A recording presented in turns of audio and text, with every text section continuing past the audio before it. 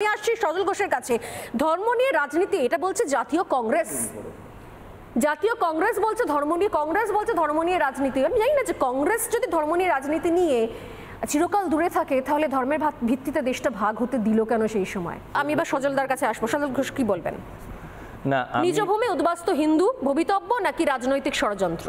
দেখুন, এই রাজনৈতিক ষড়যন্ত্রটা আজকে থেকে হয়নি। 47 সালে দেশটা ভাগ হয়েছিল রাজনৈতিকভাবে, সেটাও ধর্মের ভিত্তিতে। তখন কিন্তু বিজেপি বলে কিছু ছিল না। তখন যারা ভাগ করেছিলেন তারা এখানে আজকে ধর্মনিরপেক্ষতার পাঠ পড়াচ্ছেন। এই যে আজকে ওয়াকফ নিয়ে যতটুকুই যারা বাঁদরামো করছে বা আন্দোলন করছে, যে ভাষাতেই বলুন, তার বীজটা কবে বোনা হয়েছিল? তারা সেই বীজটা বুনেছিলেন। আজকে 77-78 বছর বাদে সেই বিষবৃক্ষটা মহিরুহের আকার ধারণ করেছে, তার ফল আমাদের ভুগতে হচ্ছে। আমি বলছি, দেখুন, একটা নববর্ষ, আমি প্রত্যেকবার শুভ নববর্ষ জানাই। আমার মনে হয় বহু বাঙালি এবারে আমার মতন তারা নববর্ষ জানায়নি। আমরা এই নববর্ষকেতে কি দেখলাম? একটা পলায়ন বাঙালির, আরেকবার পালাচ্ছে বাঙালি। কিরমভাবে পালাচ্ছে? 7 দিনের বাচ্চাকে নিয়ে। প্রসূতি মা তিনিও পালাচ্ছেন ওই অবস্থায় নিজের প্রাণ বাঁচাতে। আপনি বলুন যে আমরা কি দেখলাম? আমরা শুনেছিলাম যে চোখের জল দিয়ে নাকি ভাত খাওয়া গল্প আমরা শুনেছিলাম।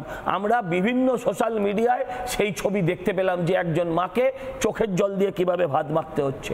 মাথায় ছাদ, পেটের ভাত, আরও কি বললো, শুনতে খুব ভালো লাগে। কিন্তু প্রশ্ন হচ্ছে, আপনি ইতিহাসটা ভালো করে দেখুন, একদম সুদূর অতীতের থেকে আজ অবধি, মানে এই 3 দিন আগে 4 দিন আগে ঘটে যাওয়া মুর্শিদাবাদের ইতিহাস অবধি, মাথায় ছাদ ছিল হরগোবিন্দ দাসের, চন্দন দাসের পেটে ভাত ছিল। কিন্তু যে জাতি দুর্বল সেই জাতির মাথায় ছাদ থাকে না, সেই জাতির মাথায় ভাত থাকে না, সেটা প্রমাণিত। আমার প্রশ্ন হচ্ছে, তারা কেন খুন হলেন তাহলে? কারণ নাম দিয়ে চিহ্নিত হয়েছেন। তাই আমি বলি, মণিশঙ্কর বাবু যতদিন মণিশঙ্কর থাকবেন ততদিন তিনি নাম দিয়ে চিহ্নিত হবেন। মনিরুল হয়ে গেলে আলাদা কথা। মুশকিল কোথায়? মুশকিলটা হচ্ছে এই যে এরা যারা উল্টো দিকে, যারা বামেরা আছেন, যারা কংগ্রেস আছেন, আমাদের দিকেও আছেন, তারা সাম্প্রদায়িকতার লাথি খেয়ে বহু লোক এই রাজ্যে এসছেন, এই দেশে এসছেন। এই দেশে এসে 50 বছর ধরে সেকুলারিজমের ট্যাবলেট খেতে খেতে আমাদের মাথায় এসে গেছে, মুসলিম হলে কি বলবো? ধর্মপ্রাণ মুসলিম। আর বাঙালি হলে কি বলবো? ধর্মনিরপেক্ষ বাঙালি।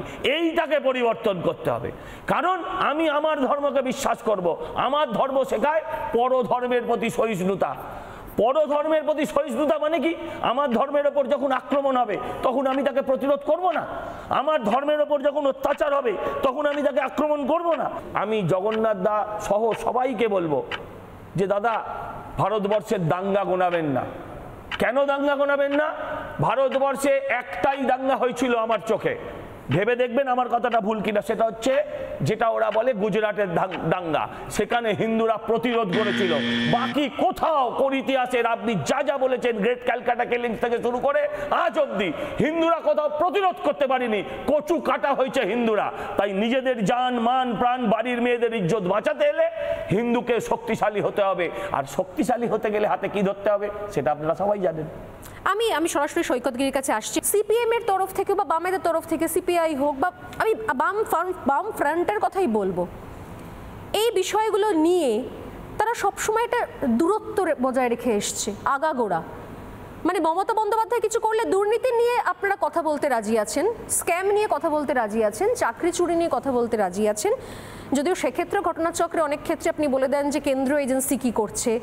ঘটনাচক্রে একটা ব্যতিক্রম আমি বলে দিই, সেটা হচ্ছে এই চাকরি দুর্নীতি নিয়ে আপনাদের একজন নেতা বিকাশ রঞ্জন ভট্টাচার্য, যিনি আইনি লড়াইও লড়েছেন, তিনি প্রথমবার সম্ভবত অন্তত আইনি লড়াই লড়েছেন বলেই তিনি বললেন যে এক্ষেত্রে সিবিআই এর কোনো দোষ নেই, সিবিআই তার যতটুকু সম্ভব চেষ্টা করে গেছে। কিন্তু তার বক্তব্য হচ্ছে, যখনই এই হিন্দুদের উদ্বাস্তু হতে হচ্ছে, এখানে এই সাম্প্রদায়িকতাকে প্রশ্রয় দেওয়া হচ্ছে, মমতা বন্দ্যোপাধ্যায় বারবার বিভিন্ন জায়গা থেকে উস্কানিমূলক মন্তব্য করছেন।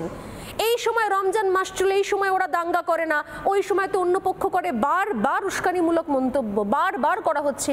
সেই সংক্রান্ত বিষয়ে আপনাদের একটা কোনো শব্দ কেন থাকে? নানা ধরনের কন্টেন্ট দেখার জন্য লাইক করুন, শেয়ার করুন আমাদের ফেসবুক পেজ, সাবস্ক্রাইব করুন আমাদের ইউটিউব চ্যানেল। পাশাপাশি অন্যান্য ব্রেকিং নিউজের জন্য অবশ্যই চোখ রাখুন রিপাবলিক বাংলায়।